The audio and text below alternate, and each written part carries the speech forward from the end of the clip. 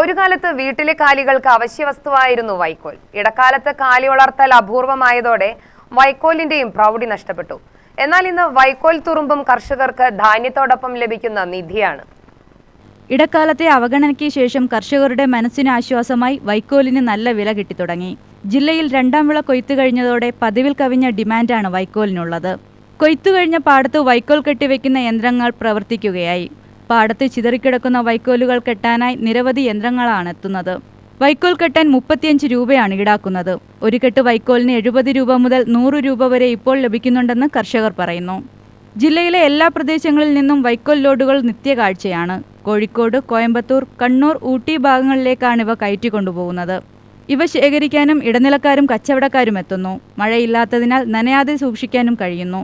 ഒരേക്കർ നെൽകൃഷിയിൽ നിന്ന് ശരാശരി 80 കെട്ട് വരെ ലഭിക്കുമെന്നാണ് കർഷകർ പറയുന്നത്. കാലി ഫാമുകളിലേക്കും കൂൺ കൃഷിക്കും മറ്റുമാണ് ഇവ കൊണ്ടുപോകുന്നത്. UTV news, Palakkad.